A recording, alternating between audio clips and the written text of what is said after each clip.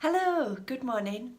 Today I'd like to talk about the M word, that dreaded money. The thing that we're all striving so hard to do with our lives.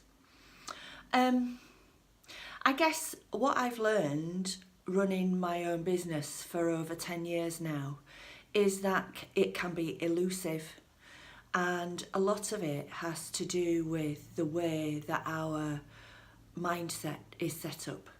So I'm sure some of these phrases are really familiar to you. Things like, oh, money doesn't grow on trees. What do you think I am? A millionaire. Oh, and here's another one. You have to work really hard for money to be a success. Does that all sound familiar to you? It certainly does to me. And it's sort of ingrained in us as we're children because, there's no blame or anything there, but that's the way that our parents were brought up.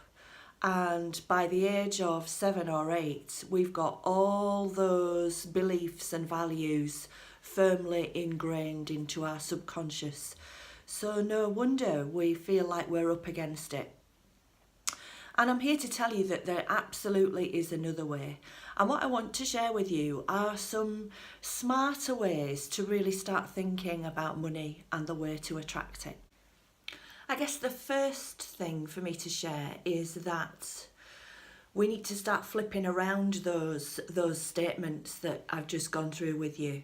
So things like money is my best friend, money comes easily to me, all that sort of thing, and start to really repeat those little mantras in a morning.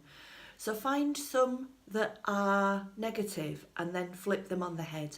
I'll put some examples of them underneath so that you can see what I mean. Money can be your best friend or it can be your absolute enemy.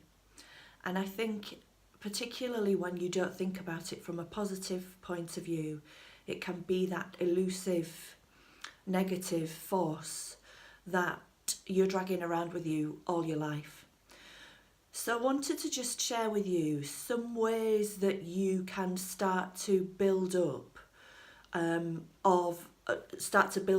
new ways of bringing money into your life. And I've got 4 top tips.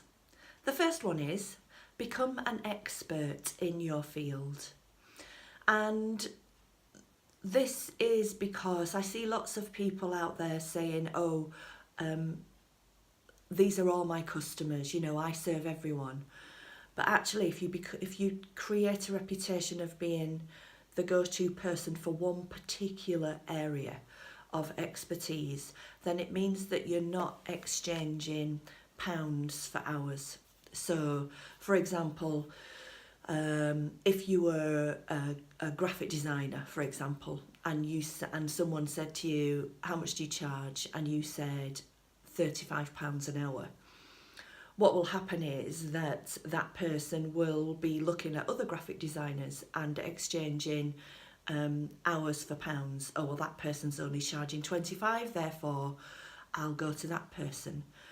But really, the enquirer is asking the wrong question. What they should be asking is, what do I get for your services? Can I see some of the work that you've produced? Because of course, when you're in your zone of genius and you're creating really amazing work, and you might be an illustrator, you might be really great and really competent at putting together, multi-page booklets.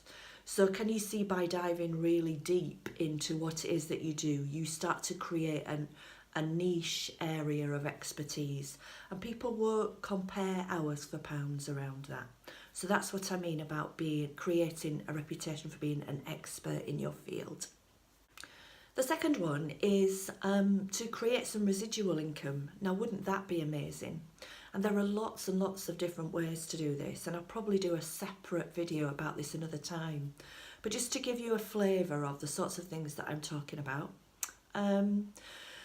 you might be what I call an accidental landlord. So you might have inherited a property, you might have been savvy and you might have bought some property already, and that will give you residual income. So I have a couple of properties where I'm still paying the mortgage on them, but the rent is more than the mortgage, so it brings in a little bit of extra income. So that's property. The next one in this category is investments. So we all know that it's wise to spend less than you earn, but are you actually investing some of that money? Because as a lady of a certain age, I've realised that actually if I'd started investing at a much earlier age, then of course my portfolio of finances would have been quite considerably more substantial than it is right now. So I absolutely encourage you to start investing some of your money as quickly and as early as you possibly can. And my third category is what I call upselling. So this is quite an interesting area.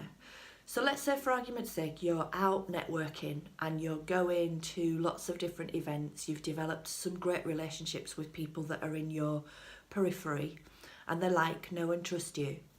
And you're selling marketing services. When someone actually takes out their money and pays you for their service, that means that they like you, they have confidence in you, and they see the value in the product or service that you're selling.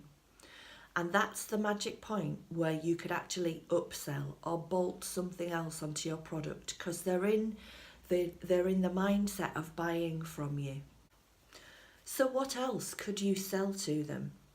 It might be you might up-level them and you might sell another bolt-on service of your own.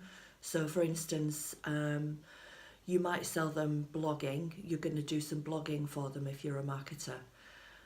But you might say, actually, for an extra few £100 more, I could do some social media work for you. Now, this doesn't necessarily mean that you're going to provide that service, because you might be full, but you may be able to provide the service that someone else is offering and get a cut for that. You might sell it at an extra level, or it might be a completely different thing. So you might know of someone. So if you're selling to a business owner, and you know that business owner is in the market for credit card facilities because they're just setting up an online shop, you're creating a website for them. Why not sell them the credit card facilities to go along with it and get a referral deal going with a credit card company so that you can get commission on that product? It's a one and done thing. But you might as well ask the question at the beginning of the process to see whether they're in the market for anything else. So I hope that's helped, given you a bit of food for thought. Why don't you put underneath some suggestions about the types of things that you've done to create some extra revenue, because of course all suggestions are really welcome. All right, thank you. I'll see you next time. Bye-bye.